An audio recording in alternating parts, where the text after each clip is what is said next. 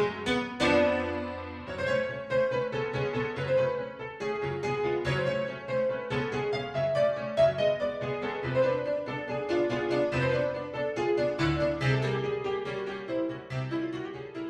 going to introduce Mrs. Myriah Smith. She's a graduate from Kansas State University in August 2011, and in 2013 with a PhD in Spanish literature, and is currently working towards a master's degree in TESOL in Latina University in Panama City.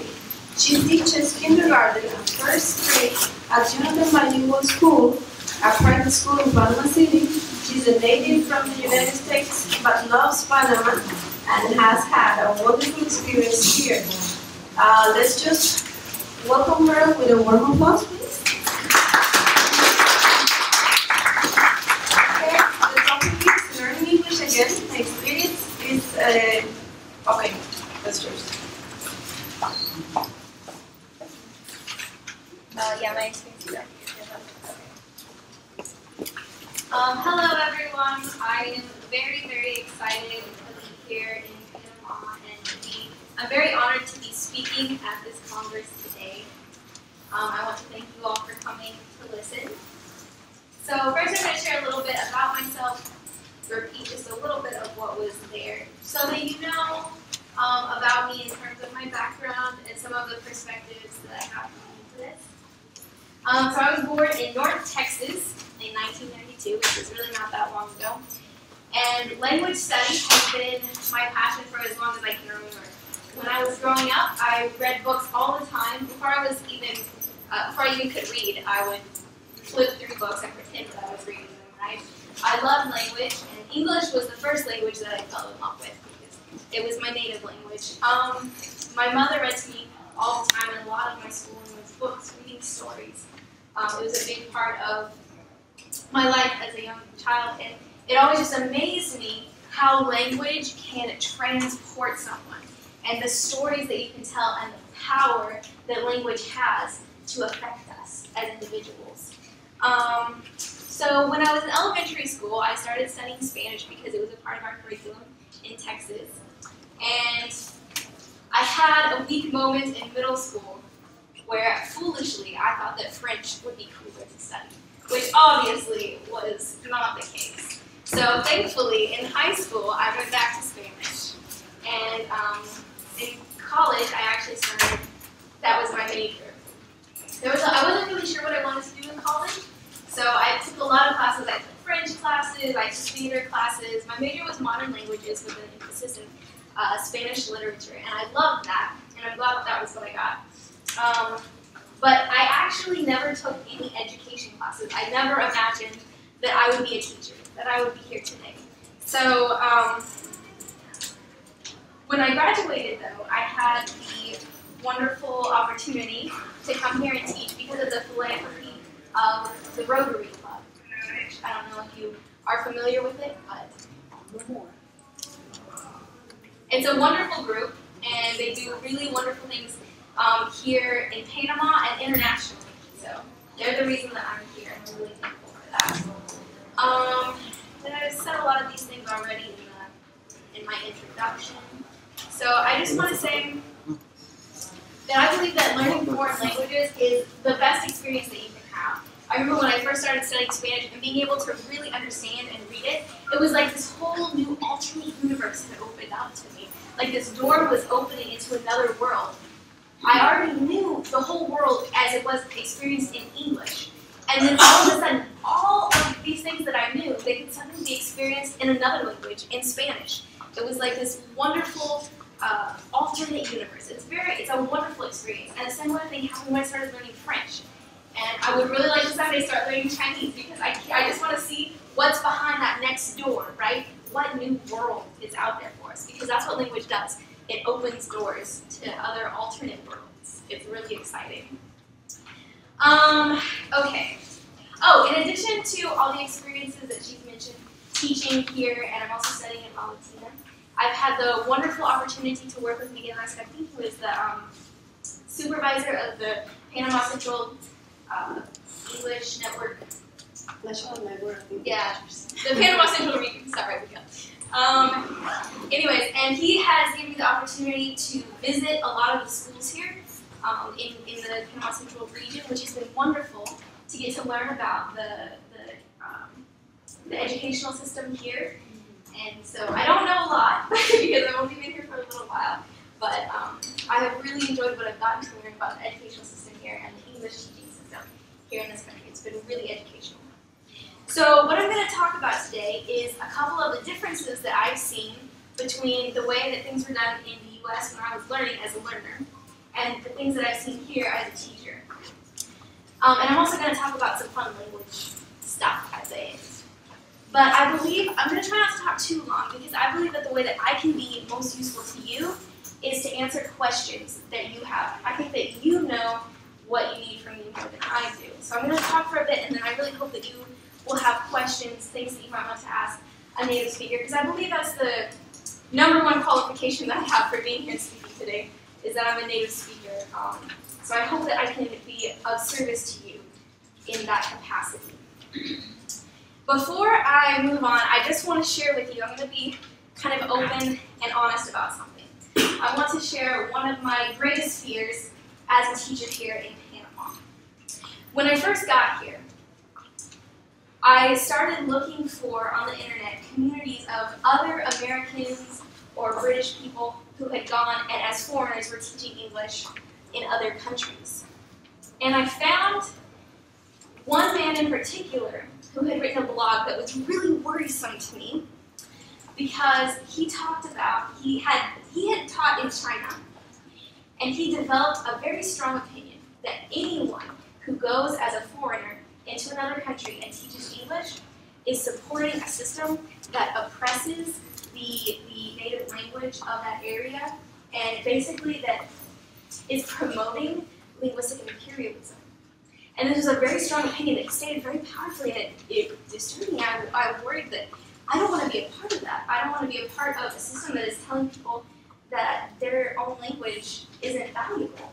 And as I was thinking about it, I've heard people, I heard a quote from a 12-year-old girl in China who was studying English. And she said that if you don't speak English, it's like you are mute and deaf. And that is not true. I don't want to be communicating that idea that your own language isn't valuable, because it is. All of the languages in this world are so valuable for communication, and they open up doors to us. Every one that we can learn and that we can speak communicates, and it has this beautiful thing to it. So I don't want to be a part of that, and that is my greatest fear coming here, as I don't have a lot of experience here in Panama. And mostly I'm just an American who speaks English, and I want to share that, the experiences that I've had from that. But I don't want to say that English, that you have to learn English to be successful, because that's not true. Lots of people here in Panama don't speak English, and they're successful. So I just want to put that out there and be really honest with you guys. That's one fear I have, and I want to be sure that that's not something I'm promoting. That Spanish is a beautiful, valuable language. I love it. I think it's wonderful. It's opened up doors to me. So, when I first got here to Panama, I had this idea in my head that somehow I was too educated and too experienced, as I've traveled before, to experience culture shock. I now know that that was a sign of the lack of experience I have, because everyone can experience culture shock on some level. And I'm going to share with you some of the things that I experienced here that really surprised me and startled me, or made me a little bit uncomfortable even. So, one of the first things that I experienced that really startled me was when I started teaching, and I heard how the teachers would interact with the students. There's very different social codes in here as opposed to in the US about the words that we use. And a lot of times I would hear things in Spanish, and I would just translate them into English. But they're not the same, And I'll give you an example of that. I heard one of my teachers, and this happens all the time actually, but the first time it happened, it really startled me. One of the teachers at the school referred to a student as quote-unquote. And I was just like, because in my head, I translated it to fat. Okay, in English, we do not say fat. We do not call people fat. It is an insult, and it is rude. We do not call children fat. And my instinct was to run to the child and be like, no, that's not true. You're not fat. Don't worry. Don't believe that. It's not true. You're perfect just the way you are. And silly things like that, right? Now I know that that's not what gordo means. Gordo, it can be a term of endearment, and it's something that everyone says to each other, right? But don't call me fat. You can call me gordo if you want, but not fat.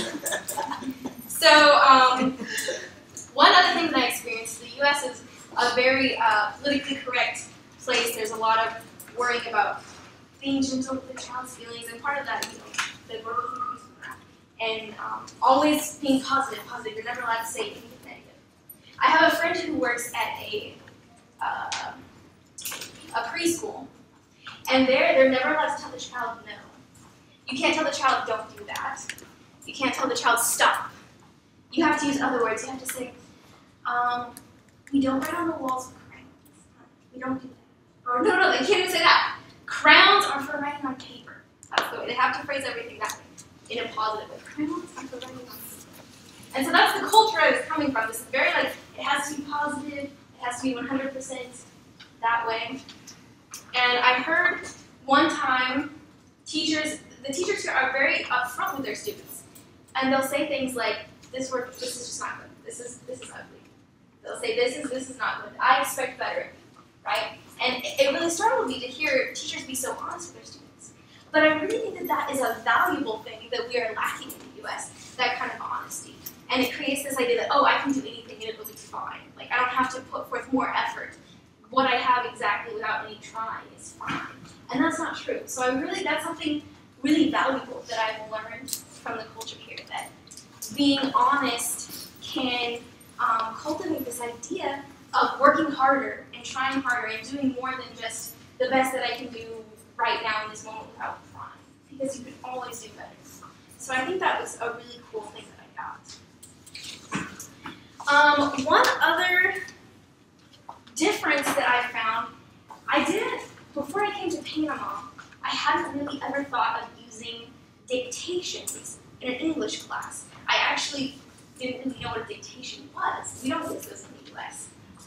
And there's something here that is also a lot less common that we use all the time in the U.S., which is storytelling. Books, reading stories in classes, that's a huge thing, reading stories. And so I think it's interesting, this dichotomy of I keep wanting to use this thing, the dictations, which are much more oral, and it's about hearing it and knowing exactly what you're hearing, right?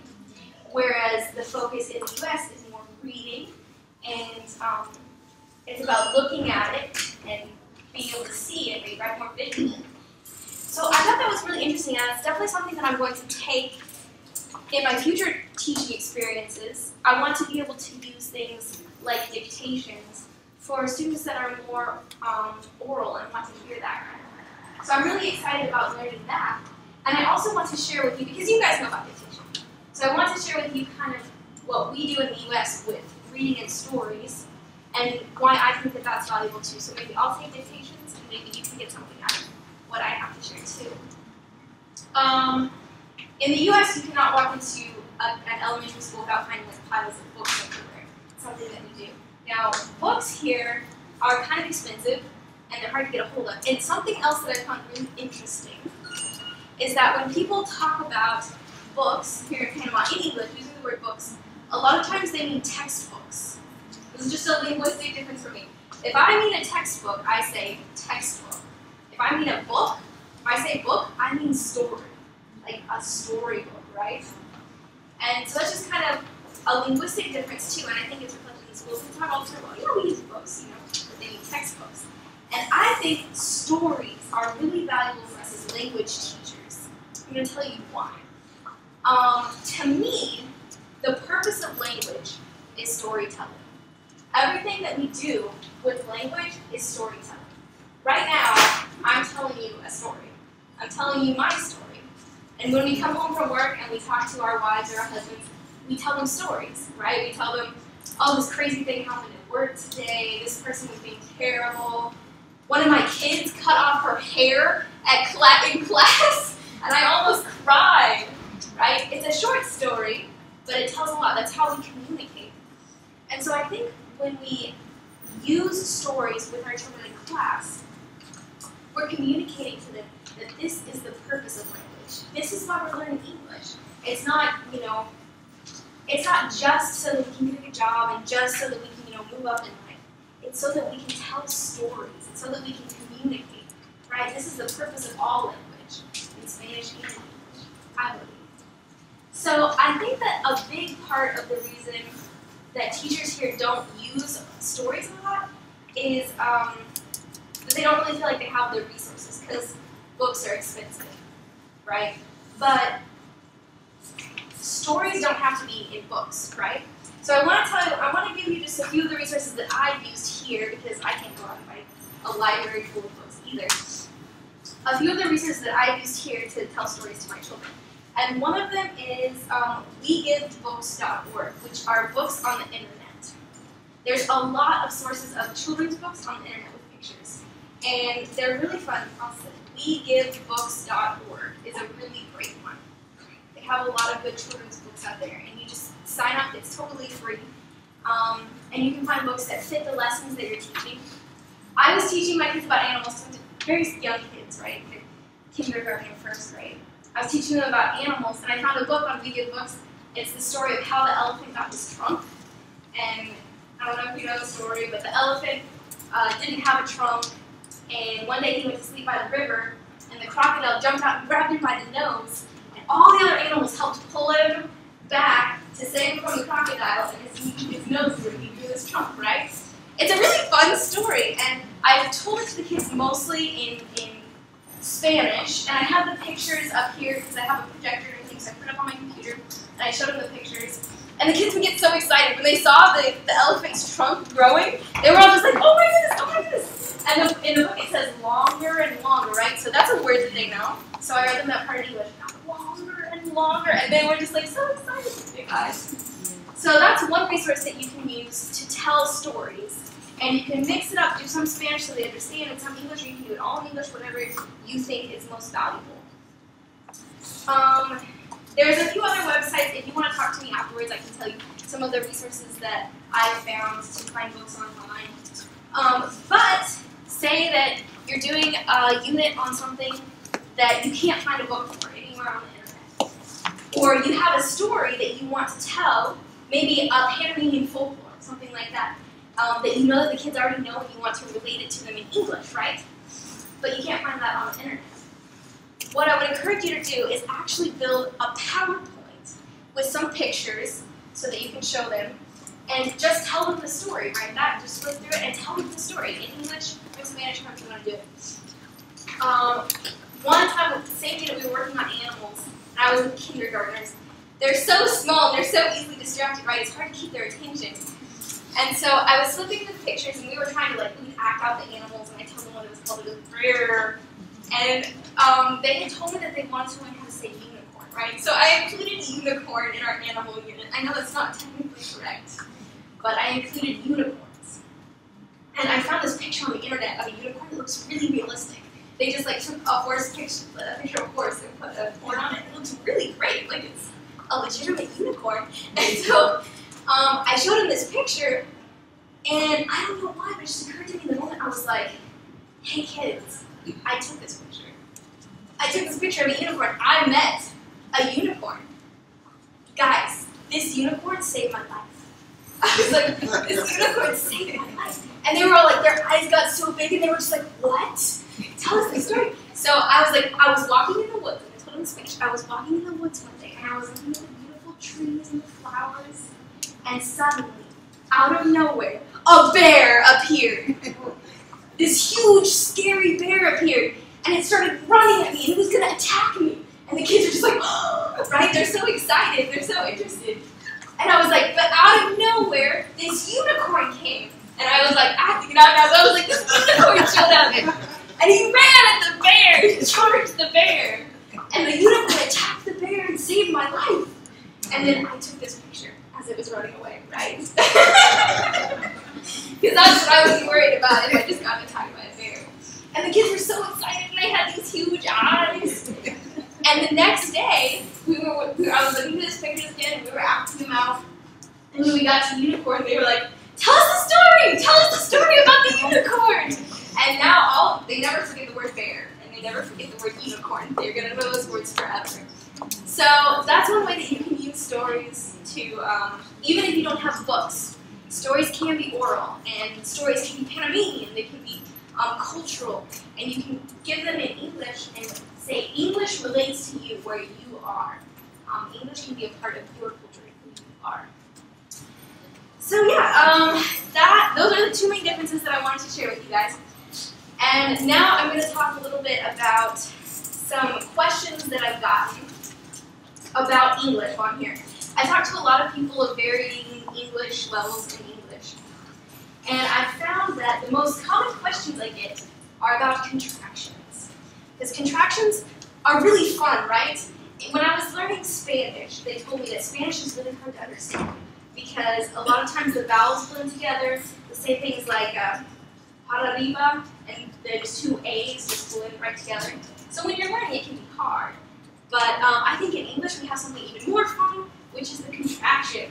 Because with a contraction, you can take out a whole, like almost the entirety of a word, right? You have a whole word like not, that means a negative. All of that meaning of negative is in the word not. And you can take away almost the entire word, and all of the meaning that was in not suddenly exists in the sound t. Right? All of that meaning is now reduced to the sound t, which can be very, very difficult to hear. But it's also a wonderful thing, the contraction. It makes things very effective. And English speakers love contractions. We like to invent new ones just to confuse you. And so a lot of the ones that I use, they're not technically correct, right? But if you're speaking with native English speakers, I can guarantee that you'll hear some of these contractions. So one of them that I use a lot is gimme. I use this a lot with the students. Give me that, which is give me, and it's just the V getting dropped. It just becomes gimme. Give me that, give me that, give me that. And it's not really a conscious thing, it's just they flow together like a right? Gonna is another one. I'm not exactly sure how gonna ended up being what it is, but that's going to. I wanted to put these up here for you, but I don't have an adapter for my computer. I don't have anything to write with. But gonna, G-O-N-N-A, is how we would spell that. So it's going to. This is one of my favorites because it's actually a contraction of a contraction. I'ma. Say it like, I'm gonna do that later. Yeah, I'm gonna be there soon. And it's I'm going to. So it's like two contractions that got smashed together. Have you ever heard anyone say I'm gonna do that? No. Yeah. They're difficult. It all just gets, that's like 4 words that just get smashed together into I'm. So if you hear I'm now, you're gonna know. I'm gonna be late, guys. I'm gonna be late. I'm sorry. I'm gonna be late. I'm gonna go overtime. I don't know. So, this is one of my favorites, and it has a lot of variants. Don't know. That's all I'm gonna say. I don't know. I don't know. Don't ask me. I don't know. And I tend to say I don't know, but there's lots of people who will just say don't know, don't know, don't know. Right? Have you ever heard that? Don't know. That's a pretty good one. I have a friend who will say "wano" like that, with an L instead of the D. "Wano." I don't understand what that is, but that's something that'll happen too. And my personal favorite is y'all. Y'all ever heard that one? Y'all? Y'all, right. Okay, so in English, we don't have a plural you, right? Which is, we don't have an instead, which is a really terrible thing. It's really cumbersome to lack a plural you. It's problematic. And we used to have one, but it just disappeared someday. And so we've done a lot of things to try and fix that. People will say you guys, you all. And in the South, where I'm from, we say y'all, which is you, all, and then push together, right? Y'all. You gotta say it kind of like a drawl, y'all. How y'all doing? Like that. So,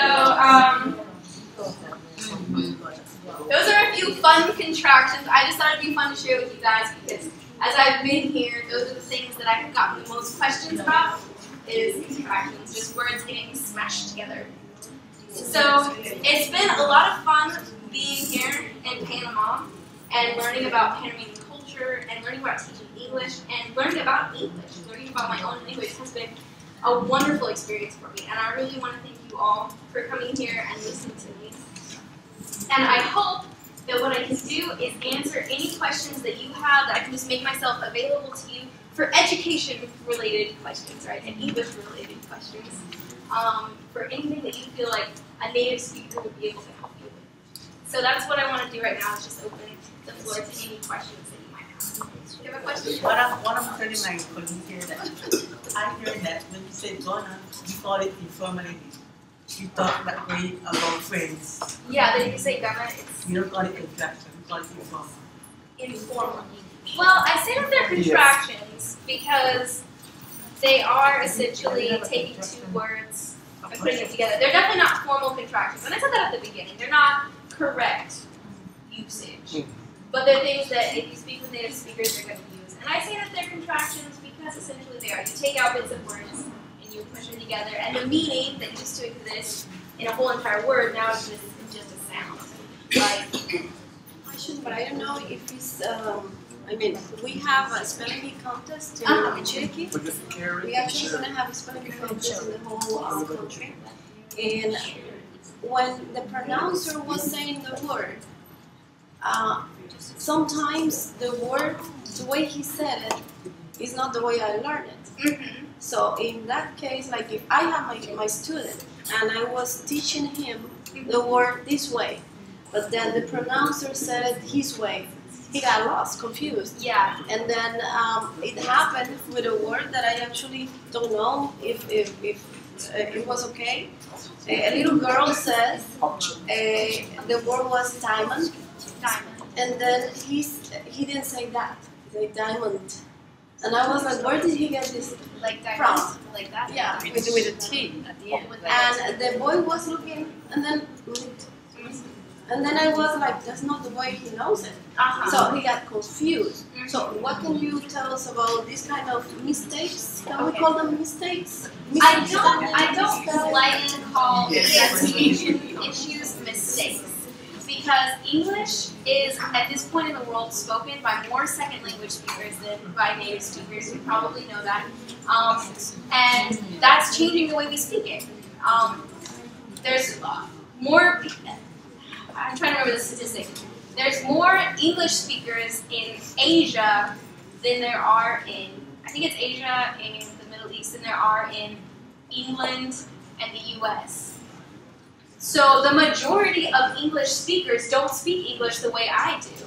And so to say that pronouncing it, you have to pronounce it the way an American does, or you have to pronounce it the way a British person does, isn't exactly right. Now, these kinds of things happen, these confusions happen, but it's not necessarily because one person is pronouncing it right and the other person is pronouncing it wrong. It's just that we're not really familiar with the language enough yet to say, to know those little differences, you know? And so the child is sure of this word, it's pronounced diamond, right? And so when they hear that little difference, a native speaker will hear that difference and they'll say, oh, that's diamond, right? Because it couldn't be anything else. Exactly. But the child is still learning. And so they hear that and they get confused. But that's not necessarily the fault of the speaker. It's just something that we're all learning and we need to be open to those variations. And as you're learning, it's a lot easier to learn one variation, right? When I was studying Spanish, I couldn't understand Cubans.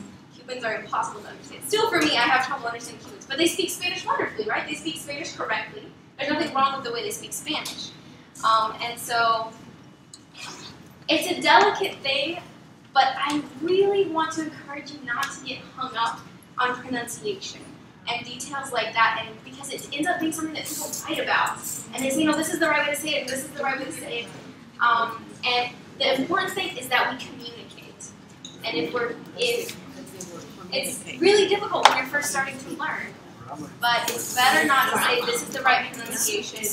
But one time somebody told me, but you have an accent. like that you understand this. Yeah, accents are fine. I have an accent. Accents are great things. They're fun. They add character to the way that we speak. I love Spanish accents. When people speak English with Spanish, I mean, Antonio Banderas, he's famous for his accent. That's like why he's famous in the United States, because he has an accent. Accents are wonderful, and don't let anyone ever tell you that your accent is a bad thing. They add character. They're a part of who we are. So the end of the story is that the boy got kicked out of the contest because of the spelling thing that he got like confused. So in one way, the teacher, his coach was mad because he said that's not it, you know. And then it was kind of like a difficult situation because we were like assisting the contest. Yeah. And they're like, do something. I cannot do anything, you know. Yeah. It's like, and I understand people getting frustrated about it. But the truth is, the person who pronounced the word diamond with the T at the end didn't pronounce it wrong. You can't say that's not the way you pronounce the word. And so the student just wasn't at the point where they could understand that. And that's unfortunate because it's a low, like, if you're at a lower level, you're still learning. So that's unfortunate, but it's not really the pronouncer's fault, I believe, personally. I say the same.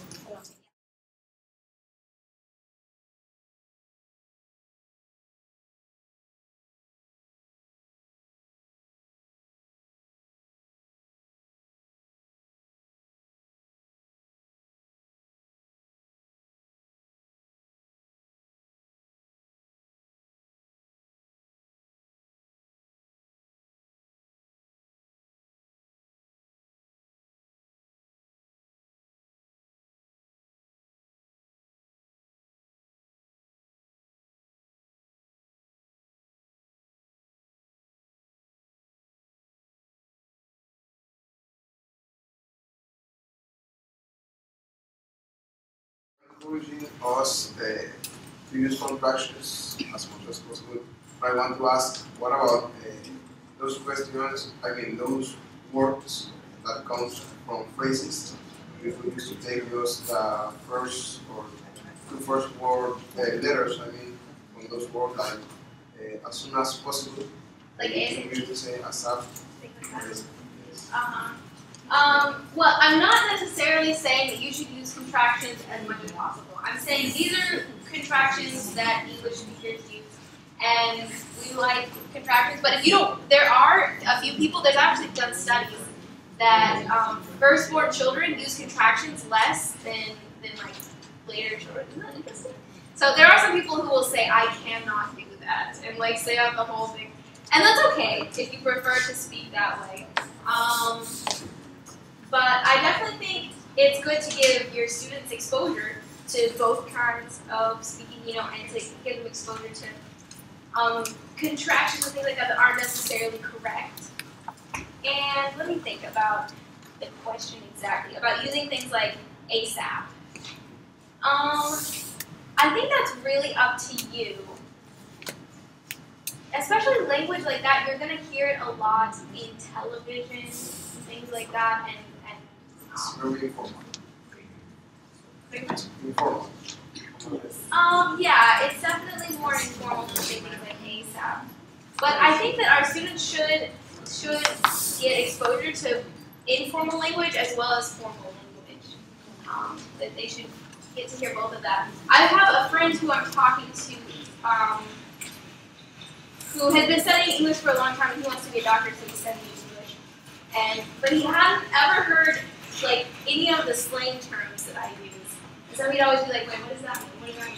And after I've been talking to him for a while, he said, man, English is so much cooler when you use those words. And so I think it's something that you can give your students as like, this is a fun thing to say, right? This is something that you can say that's fun. And so maybe like let them know that, saying ASAP isn't correct, but you can let them know this is the fun way to say it. And maybe even like, now I'm getting excited, you could even have like a unit of like fun language and let them know this is the language you use if you're just talking with friends, if you're on the internet, right? Internet language in English. Because did you know that 80% of the material on the internet is in English? I just learned that recently. An enormous amount, which surprises me because everyone contributes to the internet, but an enormous amount of the material that's out there is in English. And so it's really helpful. Your students that play video games, a lot of them probably play video games online with people who speak English. And to maybe find some of those terms and say, these are fun terms that you can use if you're talking to someone in an informal situation, like ASAP. Get there ASAP, things like that, right? So they're familiar with it, and maybe they can know the formal term and the informal way to say it. Yes? Yeah, because it's not a real story, right? No, yeah, I made that up. What about if kids ask you after a teacher, is this true or not? Because, when you tell them something, they go home and they tell their parents, the teacher said this, and it's true. Yeah. They say after. Okay, well, that's a good point. It's not a true story, and I didn't tell them that it wasn't a true story. I guess that's kind of a moral dilemma, really, more than anything, because technically I am lying to them. I think that it's one of those things like, I don't know, you tell your children about Santa Claus or things like that, fairy tales, and like they know it's not really true, but as they get older, they're like, oh, my teacher told me that when I was a kid, that's not true. You know, I think it's one of those things that's kind of harmless, and I'm pretty sure my children know that unicorns are not real. Like, I think that they know that. And so they should have a basis to know that this story is, just made up, that it's a fun story, and that it's not necessarily true. So I hope that they don't go home and just, like, devote their lives to hunting unicorns or something. But, yeah, I said it because, a guardian, especially, what you tell them, they believe, yeah. Something, so maybe it's important.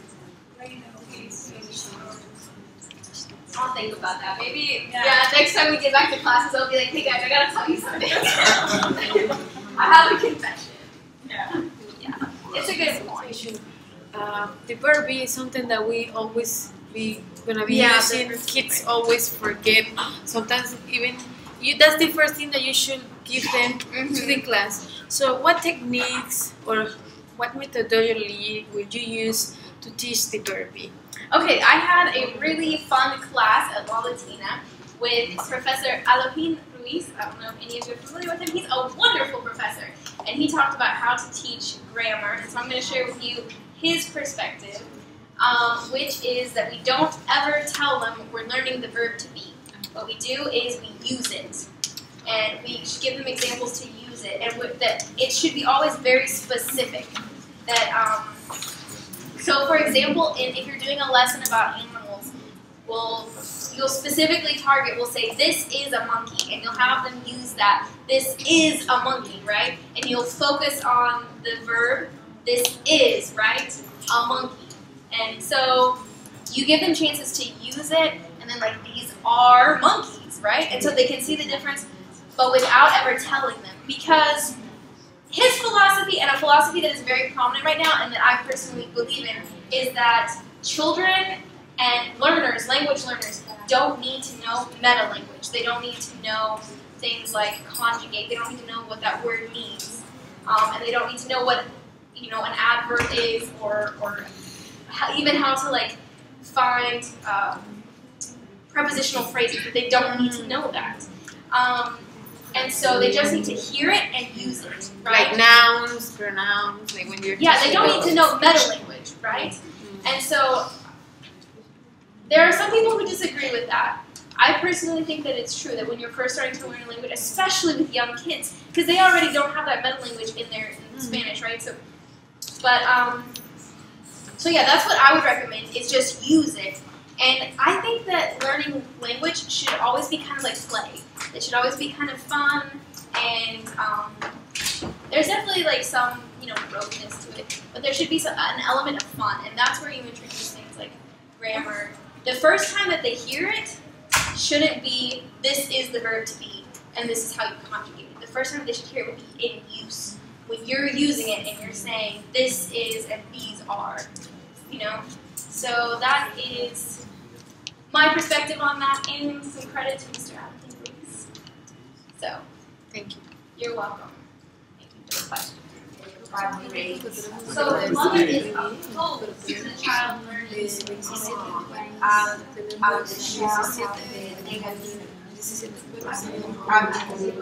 Well, I would want to find out why. Why does that parent not want his child to learn? Por eso soy That she's afraid that it's taking over her culture. Okay, what I would say in that circumstance is if you could find ways to show her and show the student that English can be Panamese, that English doesn't have to be American or British. English can be Panamanian. So things like connecting into culture, teaching about Panama in English, telling folklore in English, and kind of talk to the mother about that, because that is a legitimate concern that someone can have to say, I don't want to lose my culture, and I don't want my child to lose their culture by learning English. So I think you have to definitely say, you have to recognize the emotion that is there, the connection that is there, and you have to respect that, definitely, and also try and communicate that that is not your goal, that you do not want to destroy that person's culture or to devalue that person's culture in any way. You just want to help them open up new worlds to them as new ways of understanding their own culture. As I've been learning Spanish and learning French, I've learned new things about my own language. I have learned English better by studying Spanish than I did by taking English classes, because it helps you, the way that you learn it is just, it's really good for you. So if you can try and kind of communicate that it doesn't matter. Yeah. Yeah, definitely parents are one of those things that, But I think with the new government, it's going to change. you think should be more open. Well, I hope so. I hope you can have to talk to her and just respect where she's coming from and kind of maybe help her see where you're coming from. If that's not your goal. I hope so. So now everybody the assignment. That's good. That's good. I'm glad.